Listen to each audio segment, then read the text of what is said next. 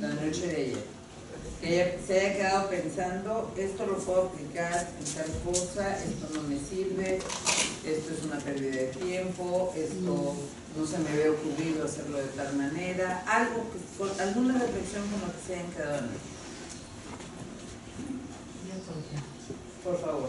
Sí, por ejemplo, yo usaba nubes para mis comprensiones lectoras como niños.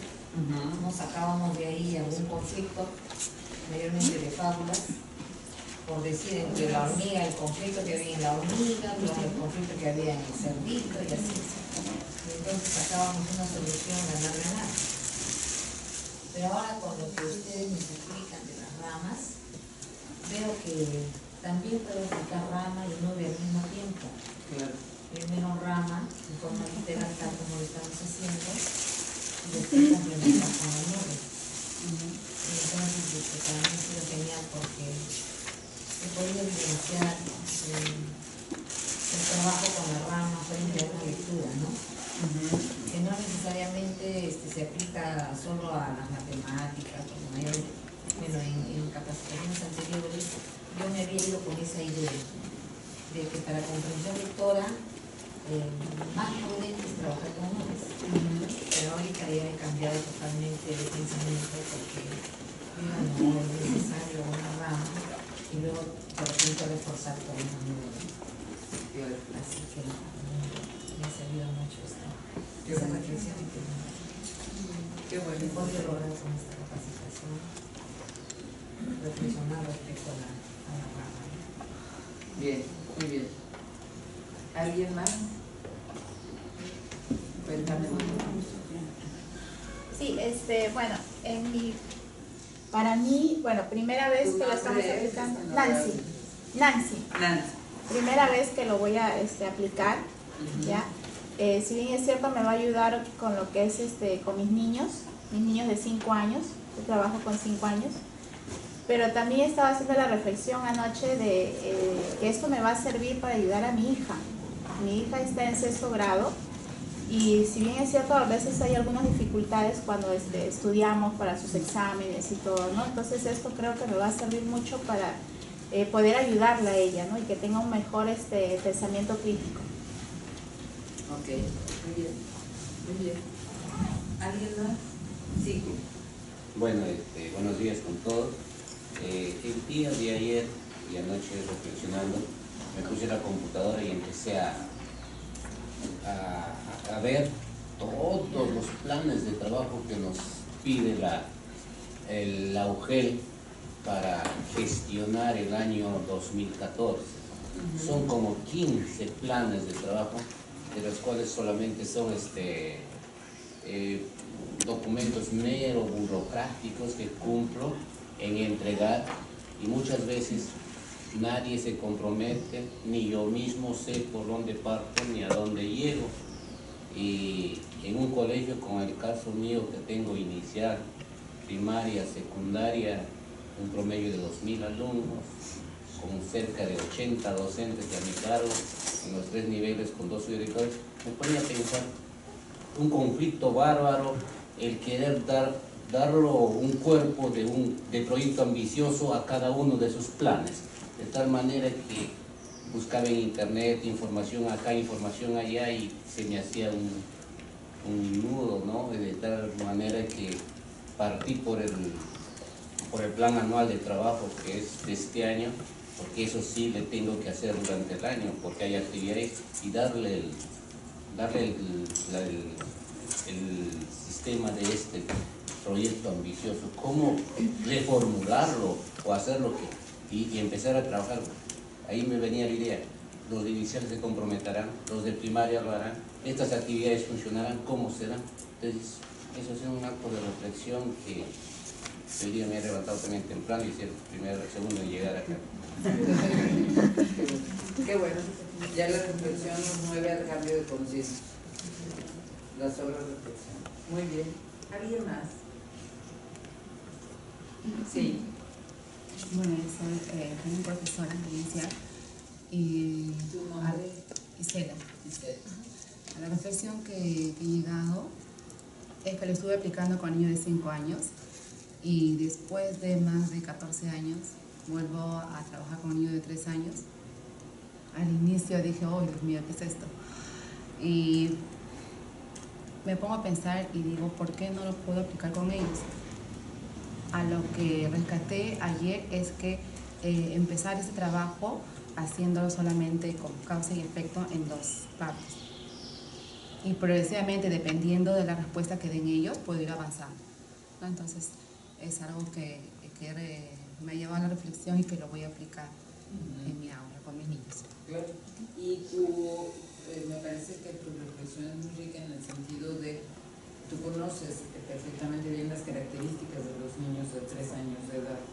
Entonces, así como a esa edad aplicamos instrucciones cortas, instrucciones simples, vemos a los ojos, nos ponemos a la altura de ellos, los tocamos para asegurarnos de tener su atención, igual no podemos pedir una rama de 5 pasos o de 7 pasos, aunque sea lo más recomendable.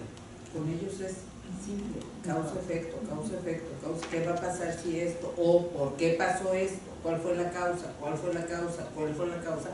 De tal manera que ellos puedan a ese nivel estructurar la relación, comprender la relación de qué pasa cuando yo hago algo, ¿no? Con eso es suficiente a esa edad. Muy bien, muy bien. Y los niños muy rápido te van a pedir más. Sí, porque tengo la experiencia cuando lo apliqué con 5 años, decían si no guardo los juguetes en su lugar, ¿qué va a ocasionar? Claro. Cuando nuevamente quiera coger, voy a encontrarlo en otro lugar. Claro. Se trabaja bastante en norma de convivencia, ¿no? Si hago esto, ¿qué ocasiona lo otro? Claro. Y ellos son los que utilizan, sí, entonces. Claro, claro. Y lo utilizan súper bien. Muy bien, muchas gracias.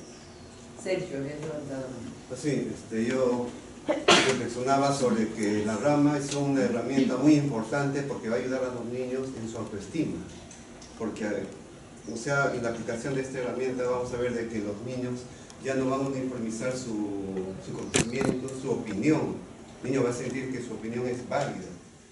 Entonces, por eso me parece que es importante, el niño ya se va a sentir pues, mejor, ¿no? Porque va a poder aportar también lo que es suyo. Y recordemos que la autoestima tiene 2 piernas. La autoestima tiene 2 piernas. Una es sentirte capaz y la otra es sentirte amado. Ahí se cimenta la autoestima. Entonces, el sentirte amado tiene que ver con el vínculo con el profesor. Estamos hablando del aula y la aceptación de tus compañeros y demás. Y el saberte capaz, este tipo de herramientas te empodera. Porque sientes que puedes, que sabes, que lo logras, tienes un sentido de logro. Entonces coincido totalmente, esto fortalece mucho la autoestima de tu. Desde luego. Muy bien. ¿Alguien más? Porque voy a realizar tareas. Liliana. Yo al principio como que no estaba tan convencida y bueno, vi el esquema y me pareció un simple tema nada más al principio. No, todavía no visualizaba. Conforme fue pasando y fueron hablando, aclararon las cosas, fui viendo, entonces esta herramienta es inútil, me va a servir, tiene bastantes aplicaciones, como dice, para trabajar con los niños de autoestima, inclusive me va a servir bastante a mí para no estar como dice, explotando como un corto, así, planificar, ¿no? mi vida personal. Me va a ayudar bastante con mis alumnos para hacer inferencias, para la comprensión lectora. Y en el camino he estado leyendo, y me parece muy interesante, la relación causa-efecto, porque a veces yo tengo dificultades con mis alumnos para que entiendan un suceso, el porqué, ¿no? De ciertos acontecimientos históricos, quizás, pero lo que quisiera saber, yo digo, ¿no? Ya he aprendido que es la rama, el proyecto ambicioso, pero me gustaría también saber lo de la nube, ¿no? Porque yo veo que muchos ya tienen ya esos, no sé si acá en voy a aprender, No, el alcance de esta capacitación es exclusivamente rama y objetivo ambicioso porque tienen la misma base de razonamiento, que es la lógica causal. La lógica de la nube es un poquito distinta. Entonces, la nube por sí misma necesita un taller de 3 días. Bueno, La rama necesita un taller de 3 días, el objetivo ambicioso es un taller de 3 días. Nosotras dos estamos así yendo como de huracán, tratando de cubrir los objetivos a base de vivencias de ustedes, a base de ejercicio de ustedes. Si ustedes ven sus manuales en los que les explicaba ayer Clau, hay muchísimo material que nosotros no estamos abordando por el límite del tiempo que tenemos. Pero sí me comprometí desde ayer a que hagamos una conferencia, que ustedes pueden reunirse así en un lugar como este, y hacer una conferencia remota, es decir, hacer una conferencia vía Skype, que puede ser de varias sesiones, por ejemplo, 3 viernes por la tarde, 2 horas, porque luego Skype es más tedioso que la interacción personal, pero sesiones de 2 horas durante 3 viernes y le entramos a la nube con toda tranquilidad. Y una pregunta, Sí. ¿esto me puede servir también para, pienso yo, para planificar la producción de textos? Para planificar producción de textos, el objetivo ambicioso. La rama. No, la rama no es para planificar. La rama es para análisis de causa-efecto. Para planificar, la mejor herramienta es el largo objetivo ambicioso. Muchas gracias. Sin embargo, si recuerdas ayer, les di un ejemplo de cómo generar escritos y de cómo generar narrativa lógica basados en la rama. Es decir, si tú haces tu estructura de pensamiento, ¿qué va a suceder en tu escrito? ¿Qué hipótesis, qué tesis, qué elementos, qué párrafos quieres cubrir? ¿Cuál es el punto que quieres probar? Tú puedes desarrollar tu rama acerca del objetivo central de tu escrito. Por ejemplo, ¿tú eres docente de qué área? Primarias. Si tú quieres que los niños desarrollen un escrito acerca de la contaminación y sus riesgos, tú puedes ayudarlos a hacer una rama en la cual se revise las causas de la contaminación, los tipos de contaminación, y hacer tu rama de qué consecuencias va a tener la contaminación en tu ciudad. Ya que está la rama construida, es bien fácil redactarla. Porque en la parte inferencial, yo no sé si esto ya lo habían visto ustedes, lo vieron con Clau, a lo mejor rápido, pero sí lo vieron. Si esto y esto, entonces esto, ¿de acuerdo? O si esto y esto, entonces esto, ¿se acuerdan? Entonces, si entramos bailando en el White Lash y mi zapato se rompió, entonces de vergüenza quise llorar. Esa es una manera de explicar, como pasó esto y esto, entonces sucedió esto, pero está a la inversa. Tenía tanta vergüenza que quería llorar porque entramos bailando en el White Lash y mi zapato se rompió. ¿Sí? Entonces es como esto y esto, o esto porque esto.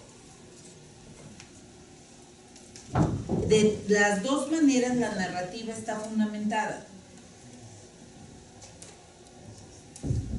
Exacto. Es de aquí para acá, o sea, porque esto, entonces esto, o si esto, entonces esto, porque esto. Si entramos bailando en el White Lash, entonces de vergüenza quise llorar, porque mi zapato se rompió. O entramos bailando en el White Lash y mi zapato se rompió, entonces de vergüenza quise llorar. No importa el estilo literario que yo adopte, lo importante es que estoy dándole una base lógica a mi argumentación. Si tengo una hipótesis, yo recién escribí un artículo para una revista en México que tenía yo muy poquito tiempo para escribirlo, me lo pidieron así de volada sobre la autoestima, precisamente la autoestima, la importancia de la autoestima en los niños. Y tenía yo muy poquito tiempo para redactar el artículo, era un artículo de una página, tenía que ser muy coherente, muy sustancial, muy bien elaborado, y tenía yo menos de 1 hora para hacerlo porque tenía otros compromisos. ¿Cómo lo hago? Con mi rama. Con mi rama, una rama de 3 pasos o de 4 pasos, era un artículo no demasiado extenso. Con mi rama pude redactarlo muy rápido, ya no tuve que, esta sensación de estar frente a un hoja en blanco, y ahora cómo empiezo y por dónde empiezo y qué digo y está incoherente y lo reviso y lo desbarato y tal, ya no, ese es mi esquema de trabajo. Si logramos que los niños aprendan a redactar con esta base, los habilitamos y los empoderamos en alguno de los dos temas que ustedes platicaron ayer, que también es para ustedes complejo, como en mi país. El tema de la lectura de comprensión y el tema de las habilidades matemáticas, que son el talón de Aquiles en el sistema educativo latinoamericano, ¿no? Entonces, si lo trabajamos en esos dos sentidos, estamos del otro lado. Y Ceci, de verdad que ojalá que tengan oportunidad de contacto con Danilo, porque Danilo hace la aplicación a matemáticas y con estas herramientas se puede trabajar todo el tema de comprensión lectora. Y le estamos pegando a la base. Para nosotras en el colegio ha sido fundamental aplicar estas herramientas en esos dos sentidos. No importa en qué asignatura, si es civismo, si es ciencias naturales, si es español, si es comunicación, lo que sea, no importa. Porque estamos trabajando el fortalecimiento de habilidades en las dos áreas que sabemos que nuestros sistemas educativos cojean fuertemente. Pero no es ninguna grosería, ¿eh? Ustedes me dicen, por favor, me lo aplica algo propio. Entonces, no sé si aclaré tus dudas. Disculpe, justo ayer también estábamos comentando con las chicas y decíamos, ¿cómo nos habla un pedacito de la nube? Porque no queríamos saber algo. Ok, vamos a tratar de entonces de cubrir extensamente el programa de hoy, íntegramente el programa de hoy, y vamos a apurarnos para que podamos hacer, aunque sea un ratito, para que tengan una panorámica. Correcto. ¿Alguien más? Sí. Sí, yo de todas maneras creo que hay un entusiasmo importantísimo por lo que vamos profundizando y conociendo el uso de las herramientas. Y además ayuda mucho el testimonio de otras profesoras y profesores que ya lo han utilizado. Pero lo medular para mí, la reflexión que me suscita es que de todas maneras es un cambio de paradigma lo que implica el proceso educativo, ¿no? Estamos muy acostumbrados, y también me incluyo, porque si bien ya no estoy en aula, pero hago capacitación, etcétera, a concentrar toda la energía en nosotros, ¿no? Y que seamos nosotros las que tenemos que estar súper, hiper preparadas, etcétera, etcétera, y nuestros recursos, el metodológico, Acá, digamos, lo que nos están planteando es que todo hay que concentrarse, o sea, que el proceso de aprendizaje está en el niño, en la niña, en el estudiante, ¿no? Y eso implica cambiar totalmente nuestros esquemas de pensamiento, de relacionamiento, o sea, eso me parece muy importante, ¿no? Y la lógica, y tener la paciencia suficiente para que darle fuerza al proceso, no tanto a la meta, al resultado, porque cada niño llegará a su ritmo, ¿no? Creo que, y felicito realmente una metodología vivencial, nosotros mismos también hemos visto cambios, vamos comparando y vamos llegando, digamos, a procesos distintos, pero a la larga sí llegamos a conclusiones más o menos similares. Y eso creo que es lo más difícil, o sea, no quiero desinflar el globo, pero me parece que es lo más retador, ¿no? O sea, romper esos esquemas tradicionales, una pedagogía muy centrada en el educador, en el docente, sino centrarnos en los niños. Yo creo que eso va a ser muy interesante. Muchas gracias, Carmen. Coincido totalmente y además les comparto mi visión. Yo tengo, ya les dije cuántos años en la educación. Cuando yo empecé mi carrera educadora, era el personaje del docente. El discurso era el discurso magisterial. Los niños se sentaban, se callaban, ponían sus mochilas a un lado, de 8 de la mañana a 1 de la tarde o a 3 de la tarde. Los profesores hablábamos, los niños se sentaban y tomaban nota por horas. Y yo pensaba en aquellas épocas, ¿qué habilidades está desarrollando este chico? ¿La de copiar del pizarrón o la de tomar dictados? Ustedes recordarán, y estoy segura que muchos aquí lo hicimos. Saquen su libro de historia, página 25, y copien la lección. ¿Se acuerdan?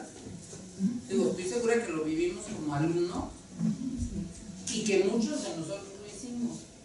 Imagínense la pérdida de tiempo para un niño y de horas de creación cerebral copiando algo que ya tiene en el libro.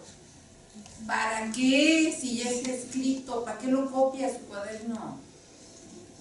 ¿Cuántas horas perdimos así? O el maestro escribiendo en el pizarrón hasta la eternidad y nosotros copia y copia. Entonces yo sí desarrollé una habilidad importantísima. Copiar o tomar dictado mientras mi cerebro salía a pasear. Porque mi cerebro no estaba ahí, mi cerebro andaba de viaje en algún otro lugar. Mientras copiaba, ¿no les sucedió a ustedes alguna vez estar escribiendo cosas sin sentido? Mientras el cerebro estaba en otro espacio. ¿Qué estamos desarrollando en los niños? Y estos años de educación a mí me han servido para ver cómo el mundo ha cambiado radicalmente. Cómo hoy el docente que se para frente al grupo a hablar, lo único que logra es que sus alumnos estén texteando en el celular, poniendo cara de sí te estoy haciendo caso, y el teléfono abajo de la mesa y ellos así, texteando, escondiditos, a cualquier edad. Hoy los alumnos no necesitan conferencistas en las aulas, necesitan mediadores del aprendizaje, necesitan facilitadores, promotores del aprendizaje. No necesitan docentes con grandes capacidades oratorias, necesitan gente inteligente y sensible que conozca las técnicas actualizadas como estas y que las ponga a su disposición para que él construya su propio conocimiento. Cosa que no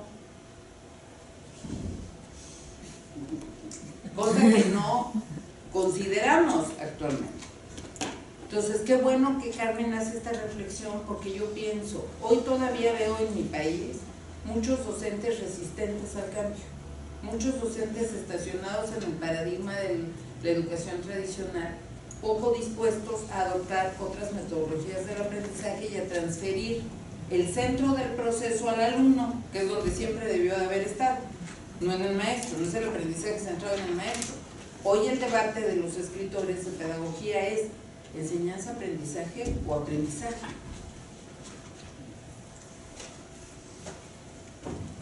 Porque en realidad, ¿qué estamos enseñando? Hoy es el enfoque centrado en el alumno. Entonces, quien se resiste, la vida le va a pasar por encima como una locomotora. Ya ni siquiera va a ser su opción, pues. El que se resistió, ya la vida le pasó por encima. Tenemos que trabajar de otra manera. Entonces, muchas gracias. Acá había una última participación. Para agregar esto, para mí ha sido muy interesante lo de la rama, porque tenía todavía algunas dudas en cuanto a las reservas. Entonces eso me va a ayudar mucho más para poder desarrollar quizás completamente la rama. Sí. Qué bueno. Que no sabía lo de las reservas. Me va a servir bastante. Qué bueno, las reservas a nosotros nos parecen, las reservas se desarrollaron en los materiales de hace, ¿qué será? A lo mejor 4 años, 5 años, casi añadió lo de las reservas, y a nosotros nos parece, de veras, un elemento que te ayuda a revisar la consistencia de tu trabajo, por ti mismo, porque siempre quedaba ese espacio de duda de chin, ¿y estará bien esto? Chin decimos en México, chin, como... como es que estoy pensando en Batman, como recorcholis, como qué barbaridad, ¿no? Como cáspitas, exacto. Nosotros decimos, híjole, ¿cómo estará esta rama? A la hora que tienes las reservas y las aplicas, puedes revisar la lógica. Entonces sí, coincido contigo, es muy útil tener las reservas, porque eso es un kit de preguntas para asegurar que tu lógica esté correctamente establecida. Y en la parte que decía Liliana y en la parte que decía Julio, nada más les quiero compartir, que obviamente no nos da tiempo de hacer tanta cosa, pero les quiero compartir. Quiero asegurarme de no equivocarme. Esos.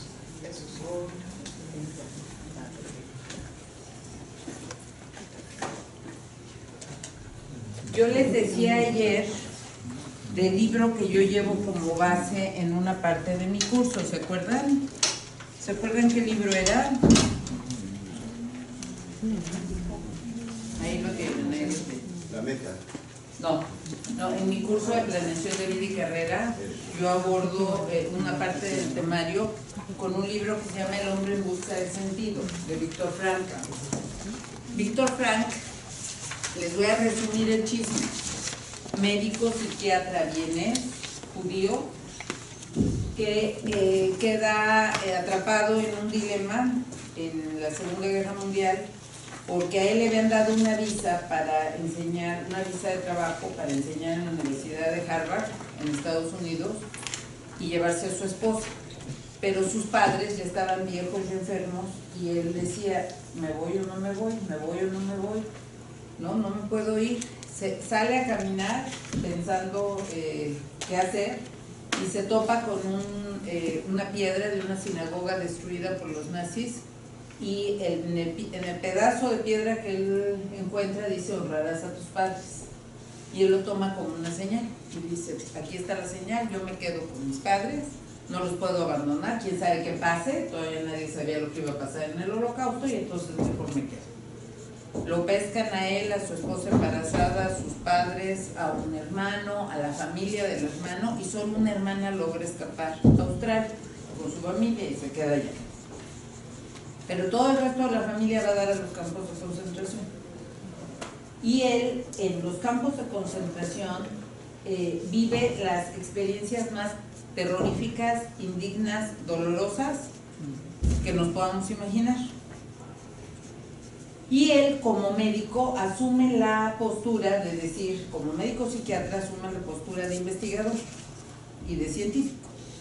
Y dice, pues ya que estamos aquí en el campo de concentración, en vez de derrumbarme y de sufrir, voy a ver por qué la gente sigue luchando. ¿Por qué ella sigue luchando? ¿Por qué ella se avienta contra las alambradas? ¿Por qué ella se enferma? ¿Por qué ella se expone a que la maten? ¿Por qué él sigue adelante? Y entonces empieza a registrar qué es el impulso de vida y por qué la gente tiene un motivo para seguir viviendo y otros no, pero con rigor científico. Entonces a él, en algún momento, él va pescando papelitos en el campo de concentración, y en esos papelitos, y con un pedacito de lápiz cucho y raído y tal, va escribiendo sus observaciones, sus anotaciones, y va escondiendo estos papelitos para hacer su obra. Registra cosas muy importantes, y registra de qué manera las personas, él va observando que los que tenían algo por qué regresar después del campo de concentración, que los que tenían algo por una esposa, un hijo, los que querían salir a contar el testimonio de lo que estaba pasando, los que les importaba mucho regresar a recuperar la obra de arte de su familia, es decir, aquellos que tenían un por qué vivir encontraban el cómo, pero lo registra a nivel de investigación.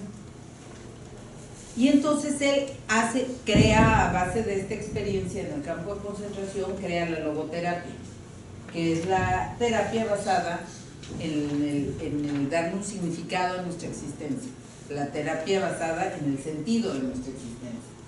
Y entonces por eso se llama El hombre en busca de sentido, porque describe de qué manera el sentido es lo que nos da la fuerza vital, y de qué manera podemos encontrar el sentido de nuestras vidas en diferentes áreas.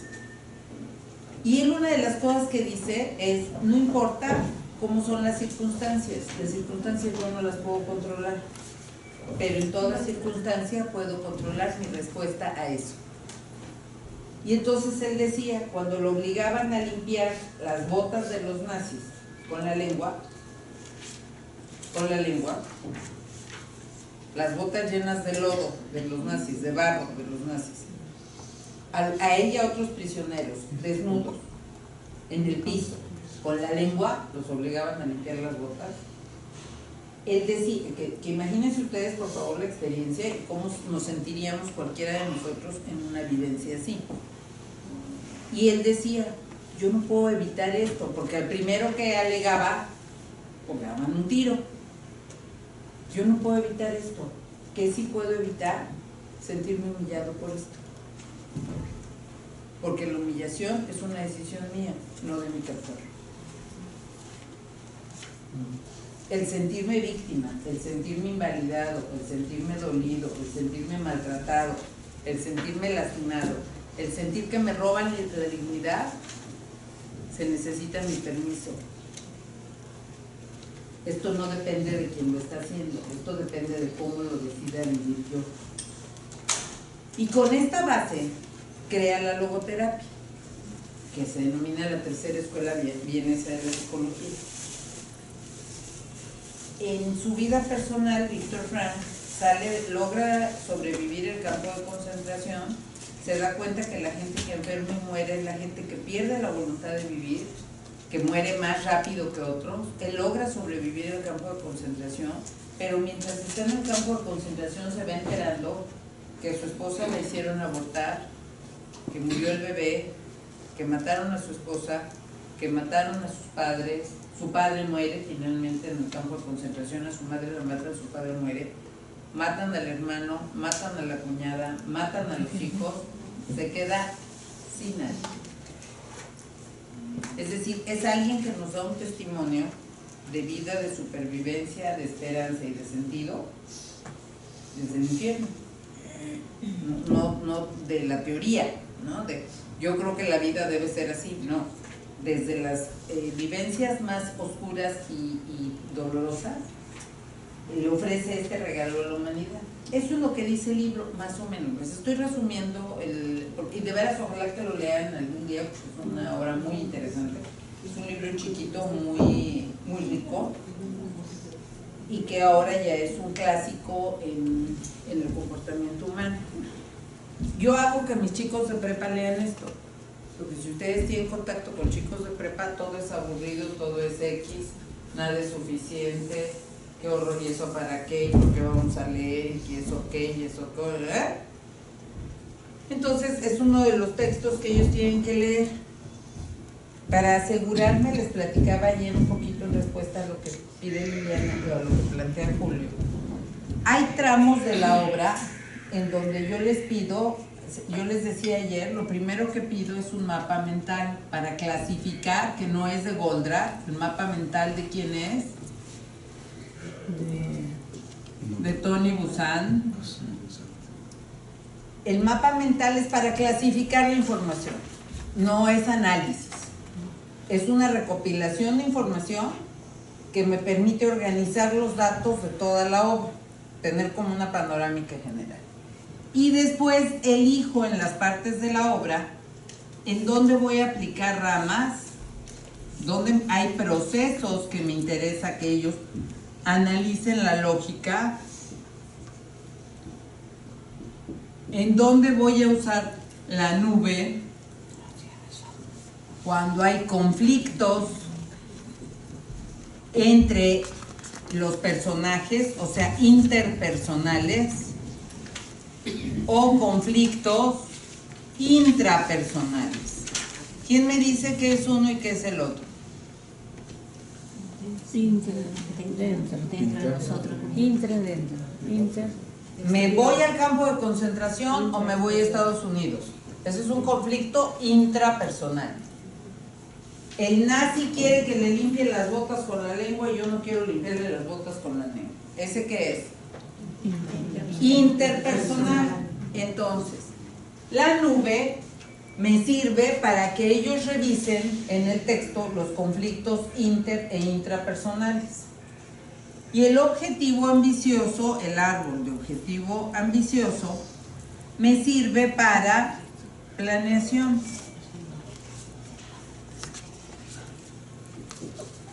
Es decir, ¿cuál era el objetivo ambicioso de Viktor Frankl estando en el campo de concentración? Salir vivo. Pero su objetivo ambicioso era escribir su obra. O sea, toda la trama del libro va explicando cómo va guardando los papelitos, escondiéndolos, pasándoselos a alguien, pasándoselos a un amigo, porque él ya había escrito una obra. Y cuando entra al campo de concentración le quitan su manuscrito y lo destruyen en sus ojos. Entonces él estaba terriblemente dolido y entonces vuelve a empezar a escribir en los papelitos y le va añadiendo elementos del campo de concentración. ¿Y qué creen que le pasa? Se lo quitan, lo descubren y se lo quitan. Cuando él sale del campo de concentración, deprimidísimo porque había perdido su obra, se encuentra con que un amigo que se había quedado en Viena había guardado una copia de su manuscrito todos esos años. Y entonces se lo da y él empieza otra vez a reconstruir de sus memorias todas las vivencias del campo de concentración y a intercalar su hipótesis con todas las vivencias del campo de concentración. Una maravilla, pues. Pero su objetivo ambicioso era poder escribir ese libro en donde además él iba a dar testimonio a la humanidad de lo que estaba pasando con el Holocausto. Y acuérdense que los judíos no sabían que se los estaban cocinando. Los judíos adentro del campo de concentración, cuando les decían vamos a bañarlos para quitarles los piojos, gustosamente se metían a las cámaras de gases a morir, pensando que los iban a bañar. Y todo se platicaba así como parece que los están matando algunos, ¿no? Pero no era un dato evidente y el mundo no podía creer que esto estaba pasando. Entonces los que estaban sobreviviendo tenían como la consigna de hacer que esto se supiera en el mundo y se difundiera. Y él, su objetivo ambicioso era escribir su obra. Imagínense los obstáculos en un campo de concentración. Imagínense los objetivos intermedios. Imagínense el plan de acción. Es decir, aquellos de los alumnos que pueden hacer nubes identificando todos los conflictos que hay en la obra, ramas identificando los procesos lógicos que hay en la obra, objetivos ambiciosos identificando claramente, es porque el tema ya está totalmente desmenuzado. La lectura ya está totalmente comprendida. ¿Soy clara? Sí. ¿Y cuándo se les va a olvidar a ellos estos datos? ¿Cuándo olvidas esa información? Nunca. Y estamos hablando entonces de un texto que si yo le digo a los alumnos, vas a leer el libro, quiero tu reporte de lectura para el martes, y el capítulo 2 para el jueves, y el capítulo 3, ¿qué va a pasar con ese reporte de lectura? Se lo empiezan a copiar. Tú haces el 1, tú haces el 2, tú haces el 3, yo le pongo copy-paste, le cambio el tipo, los márgenes, la fuente, y entonces no. Y como la vieja ni lo va a leer, pues entonces nomás entregamos. Corrector de ortografía, ¿qué aprendieron ellos? Nada. Cuando les pedimos que hagan estos procesos individuales, grupales, modelados, etcétera, pues claro que lo van a desmenuzar y va a ser una lectura activa y van a estar obligados a revisar la coherencia del texto. Entonces, esa es una manera de llegar a la lectura de comprensión, cosa que no es una sola herramienta. Son varias las que nos permiten la lectura de comprensión. Pero luego peor se las platico. ¿Quieren en la segunda parte del chisme? Sí. Solo que de veras quieren. Sí. Somos chismosos. Chismosos. Vieja chismosos. Yo puedo integrar el uso de las tres herramientas. Porque si yo voy encontrando en el análisis de mi tema una rama o parto de una nube, que fue lo primero que aprendí, tengo mi nube para analizar el conflicto, me voy o no me voy a Harvard a dar clases, ¿cierto? Entonces, ¿cuál era el objetivo? Tengo esto. Y a partir de la nube, que es donde yo tengo el conflicto, yo le puedo pedir a los alumnos que hagan ramas. Es decir, ¿qué hubiera pasado si él se va a Harvard? ¿Qué hubiera pasado si se queda en el campo de concentración? Y entonces aquí empieza una rama. Consecuencias de irse a Harvard. Consecuencias de irse al campo de concentración. ¿Estamos? Entonces ahí aplico en algún punto las dos herramientas. Ok. Para el logro del objetivo común, que en algún momento me va a salir en esta nube, estar en paz, o sea, me quiero ir a Harvard porque necesito ser un profesionista exitoso. Me quiero quedar en Viena porque necesito cuidar de mis padres. El objetivo común, estoy segura, va a ser estar en paz y ser feliz, ¿cierto? En algún momento me va a salir así, o algo similar. Ok. Este objetivo de ser feliz, Viena, 1939. ¿Cómo lo pudo haber diseñado? Objetivo ambicioso, estar en paz. ¿Qué obstáculos voy a tener en ese contexto? Viena, nazis, yo judío, 1939. ¿Qué obstáculos voy a tener? ¿Qué objetivos intermedios me puedo plantear? ¿Cómo va a ser mi plan de acción? Y entonces integro las 3 herramientas en donde yo voy decidiendo como docente, que a la larga este proceso la hacen los niños. Yo voy decidiendo como docente en qué partes del tema quiero explorar más y quiero profundizar más y quiero que ellos aseguren una comprensión más profunda. A mí, en mi materia, en mi asignatura, que es planeación de vida y carrera, no me interesa tanto la parte de, o sea, no quiero profundizar tanto en la parte del chisme histórico. Lo que a mí me interesa, desde mi postura, es que ellos profundicen en los procesos mentales y emocionales que el individuo experimenta para realizar un proyecto personal de vida y cómo incluso en las peores circunstancias de la humanidad eso es factible. Eso es lo que a mí me interesa que ellos comprendan. Entonces yo le doy para allá, al análisis. Pero la maestra de Historia Universal, pues si usa el mismo texto, claro que a ella le va a interesar profundizar en la parte de Segunda Guerra Mundial, el movimiento nazi, los aliados, los procesos históricos.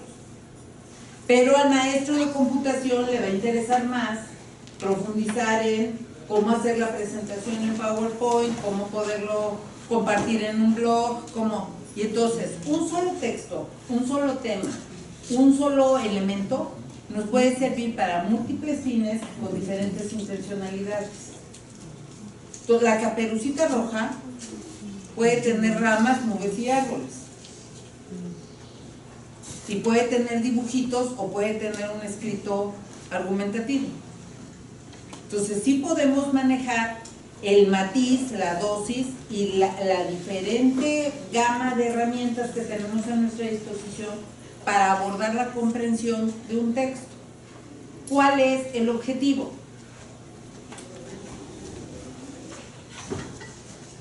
¿Cuál es el objetivo de todo este trabajo? ¿Cuál es?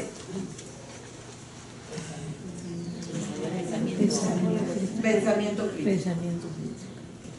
Lo que me interesa, al final, el que los niños tengan el dato de Víctor Frank, o no lo tengan, muchos de ustedes no lo tenían, y son profesionistas exitosos, ¿no es cierto? El que conozcan la obra de Víctor Frank es muy interesante, pero no te hace más ni te hace menos en tu postura profesional. El pensar con claridad sí marca una diferencia enorme en tu vida. Y de paso, estás conociendo a profundidad una obra maravillosa. Recordemos, el contenido temático debiera ser un pretexto. Da igual si el tema es Revolución Mexicana, Independencia Peruana, Descubrimiento de América, las leyes de Newton, da igual. El tema es el pretexto que el docente tiene para favorecer los procesos de desarrollo en el individuo. Como consecuencia de que hagas una propuesta metodológica correcta, hasta te aprendes los datos. O sea, no hay manera de que los olvides. ¿A quién aquí se le va a olvidar el rollo de Jamestown? A nadie se le va a olvidar. Y John Smith, ya entendimos por qué Pocahontas estaba tan enamorada. Porque era ese John Smith, ¿verdad? Pues ya entendimos por qué la vieja se voló, pues John Smith, que era bien abusadillo. Pero ese dato ya no se me olvida, pero es lo de menos. Lo que yo aprendí en mi proceso mental es lo que sí me capacita para pensar con mayor claridad. Entonces, la integración de las herramientas es una posibilidad que ya hay que empezar a explorar. ¿A partir de dónde? Porque ahorita puse ese ejemplo. Pero en una rama cualquiera, aquí. De vergüenza quise llorar. Aquí yo puedo desprender una nube. ¿Lloro o no lloro? ¿Cuántas veces aquí hemos tenido algunos de nosotros ese conflicto? ¿Lloro o no lloro? Me está regañando mi jefe. No quiero llorar. No quiero llorar, pero se me botan las lágrimas. ¿Lloro o no lloro? ¿No? Me enfermo, me da el váguido, etcétera.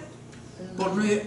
Aquí puedo sacar una nube de análisis. ¿Lloro o no lloro? Afirmativo, negativo. Exacto. De vergüenza quise llorar. ¿Lloro o no lloro? ¿Llorar o no llorar? Y ahí saco mi nube.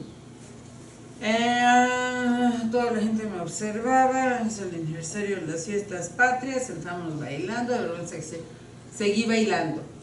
¿Cuál es mi objetivo ambicioso al seguir bailando? ¿Se ve? Sí.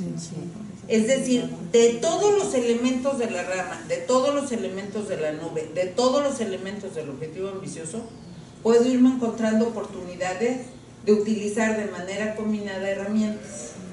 Si yo tengo el desafío de hacer 15 documentos, que ahorita no sabes qué alivio me dio, porque nosotras también nos piden cosas burocráticas impresionantes. Si tengo que hacer 15 documentos de planeación, integrar las herramientas, cuál sí, cuál no, dónde está el conflicto, qué pasa si, cómo lo propongo, de qué manera le doy la